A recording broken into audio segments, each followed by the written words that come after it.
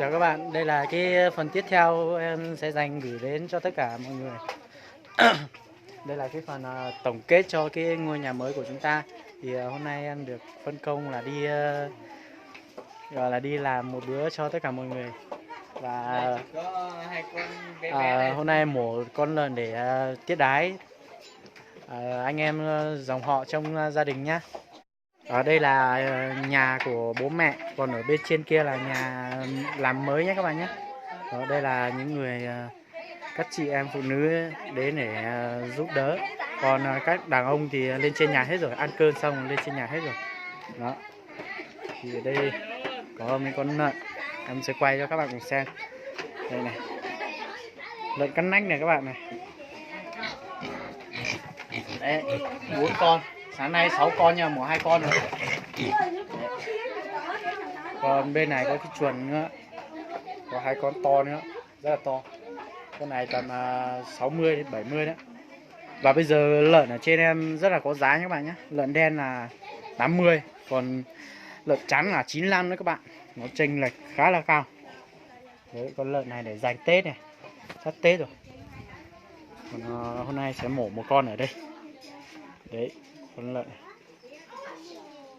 Lông rất là dài, lợn đen đó các bạn. Nuôi vào chuồng này, chuồng này chắc lạnh lắm này.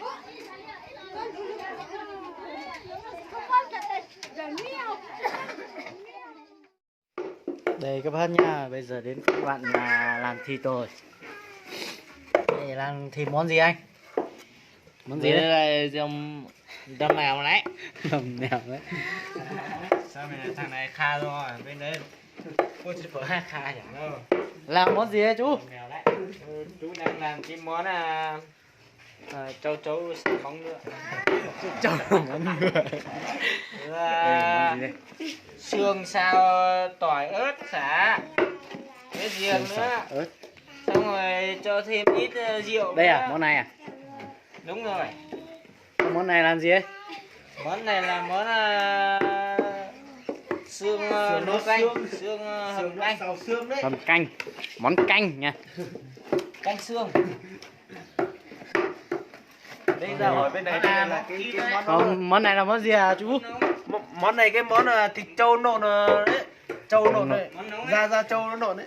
Món thịt nướng này. Đây còn có con lưới đấy cơ.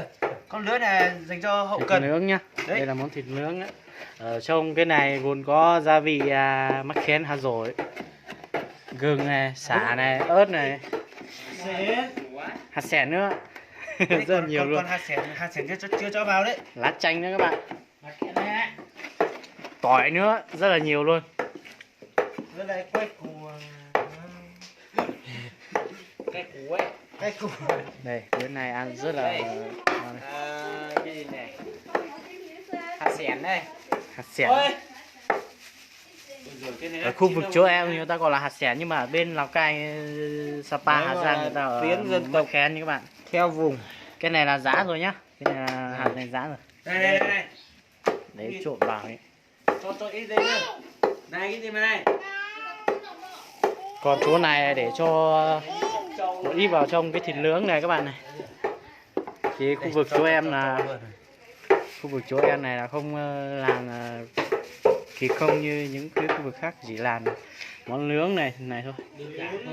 Và chỗ em không có thắng cố, chưa biết thắng cố là cái gì, một trâu một bò nhưng mà không biết ăn thắng cố đó các bạn. Đấy. Đây mọi người like nhiều vào, không like nhiều là đừng xem đấy. Like nhiều vào.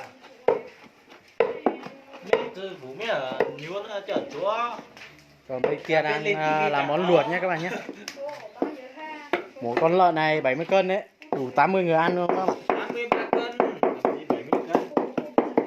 83 cân. Nào cứ thẳng sơ 83 cân. Lợn đang có giá rất là cao luôn. Ôi có biết ăn nãy mà rơi vào còn tạ ra.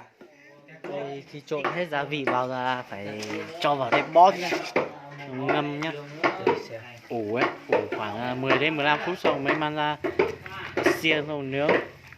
Món này là món ngon nhất.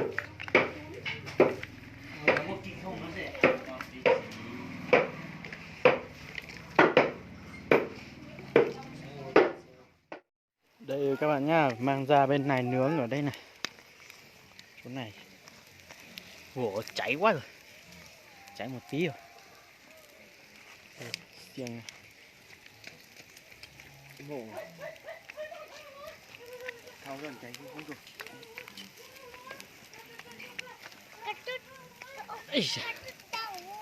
Ê, ngon chưa? Ngon quá đấy, ngon lắm đấy.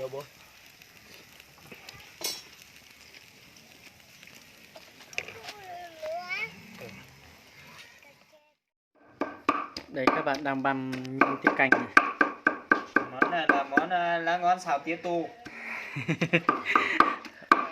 Chú này cứ nói bừa nói bái, nhưng mà có một số loại lá ngón ăn được mà.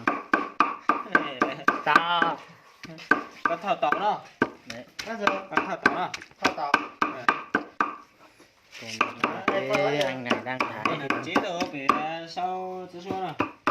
thì đấy sốt nữa. Mua cái này thảo tỏng nào? Có chế?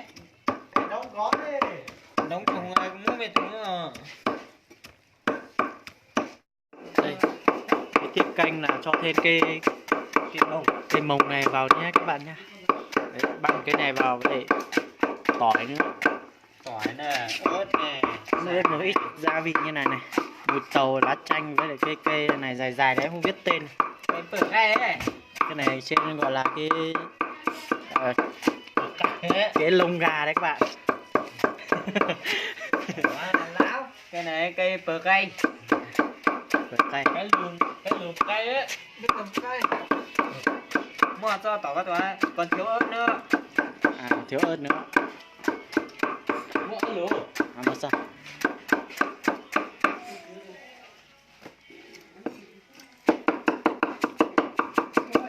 Ớt lửa không bao Ôi ơi. Không được ăn đấy.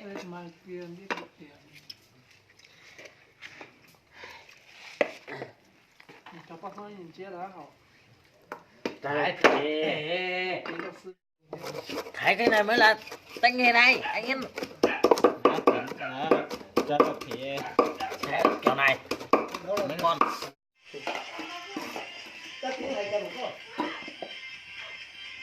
món này phức tạp phết, nhiều gia vị quá.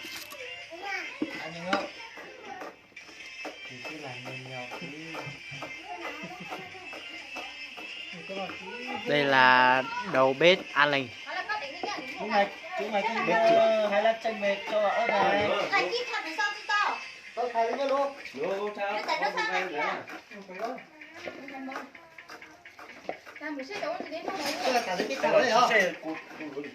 Cho một cho món nào bà? Cho cái chi mới lọ chứ cho một bài tí thôi à? Rồi.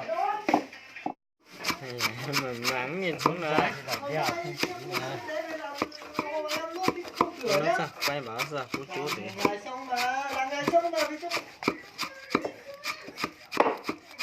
Tôi mới ở lá chanh cho để tút thừa để. Đây cái nhân tiết canh này các bạn này. Nhìn ngon chưa? Tiết canh ở trên quê. Siêu ngon đấy. Ai ồ thế là không ăn cá còi á. Nó ồn phải đấy. Đúng rồi, lợn không ăn cá còi, lợn này chỉ ăn rau, ăn cám bình thường thôi, ăn cám mình nấu ấy. Để ăn cái cám này này, cái cây này mình mang ra nấu cám này các bạn này. Chết rồi. Đây các bạn này, Nó món chặt này chết là rồi. món Thế nào? lòng om dưa này các bạn. Chỗ tí ạ. Lòng om dưa này. Mang vào đây, mang cái máy mang vào đây đó. Rửa bê đồ lên trên nhà mới để ăn cơm nhé.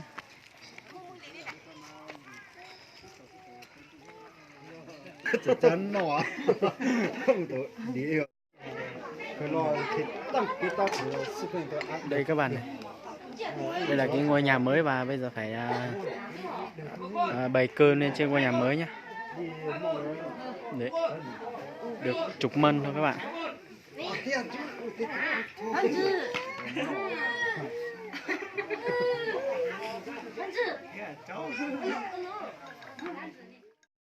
Đây, đến buổi tối rồi nha. Trang này là tranh thủ một đêm đi làm thuốc phiện vài bánh ăn Tết rồi mình.